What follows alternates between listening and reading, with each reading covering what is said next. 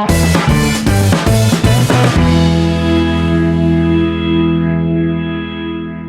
Morning everyone. आज मैं आप लोगों को पार्ट 5 पढ़ाने जा रही हूँ सर्वनाम।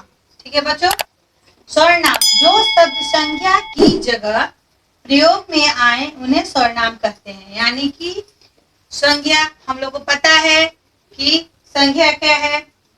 किसी व्यक्ति, वस्तु, स्थान के नाम को संज्ञा कहते हैं, है ना।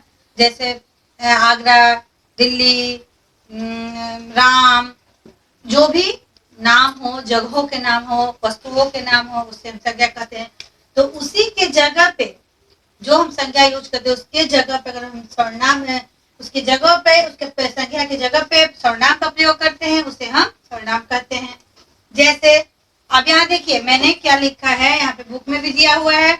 सर्वनामों का प्रयोग करने से वाक्य सुंदर बनते हैं और संज्ञा शब्द की पुनरुक्ति नहीं होती। जैसे संज्ञा है ना, जब संज्ञा में सर्वनाम को जोड़ा जाता है तो हमारा जो वाक्य होता है वो सुंदर होता है ना। जैसे जया ने जया की माँ से पूछा, जया पुस्तक कहाँ है।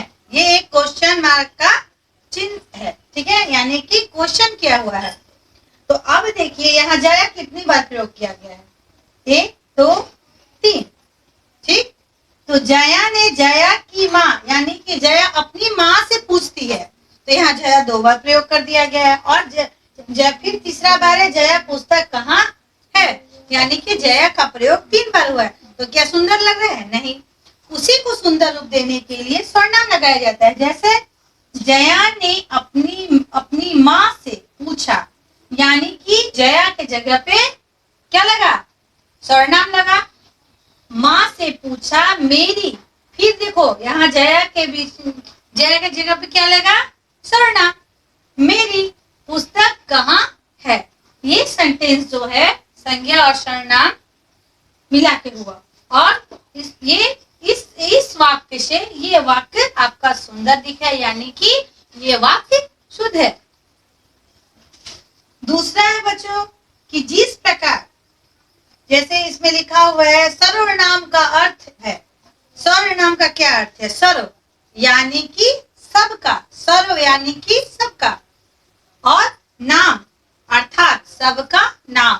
नाम होता है, बता चुके हैं, किसी जगह का नाम हो, किसी व्यक्ति का नाम हो, है ना, किसी चीज का नाम हो, तो उसका नाम का हो गया सबका नाम, और सर्व का मतलब हो गया सबका।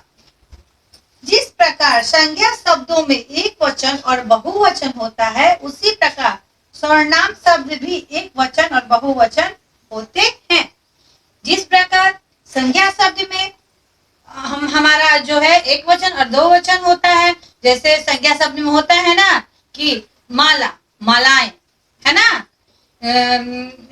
रास्ता, रास्ते, है ना, ये क्या हो गया? एक वचन और बहुवचन। उसी तरह आपका सर्वनाम शब्द में भी आपका एक वचन और बहुवचन होता है। जैसे मैं, तो यहाँ क्या हो जाएगा? हम, तुम सब, वह, वे, यह, ये, यानी कि एक वचन और बहुवचन हुआ। उसी तरह बच्चों अब आपकी पारी है। यहाँ पे भी दिया हुआ है, दिए गए वाक्यों में से सर्वनाम छांटकर लिखें। तो ध्रुव ने कहा कि वह साइकिल चलाना सीख रहा है, तो क्या है? वह क्या हो गया? आपका सर्वनाम हो गया। ध्रुव तो संज्ञा हो गया, और वह क्या हो गया? सर्वनाम हो गया। उसी तरह इसमें आपको सर्वनाम छांट के लिखना है। दूसरा है खाली जगहों में सही सर्वनाम लिखकर अनुच्छेद पूरा करें। यानी कि यहाँ पे लिखा हुआ है अपना, अपना, सब, उनके, तुम, वे, मुझे। इसमें ये वाक्य लिखा हुआ है, ये सेंटेंस लिखा हुआ है। सेंटेंस में कहाँ क्या लगेगा ये आपको लगाना है। ये ऑप्शन में दिया हुआ, इसी ऑप्शन से चुन के लगाना है। तीसरा हो गया सर्वनाम शब्द लिखकर वाक्य पूरे करो। यानी कि एक बच्चा ये सर्वनाम शब्द लेके बैठा हुआ, और इसमें आपको लिख के इस वाक्य को पूरा करना है। जैसे इसमें है आप यहाँ क्या कर रहे हैं, तो आप किसमें से आया? इसमें से सर्वनाम हो गया आप, है ना, इसमें से सर्वनाम हो गया वाक्य पूरा। इसी तरह सारे वाक्य आपको पूरे करने हैं।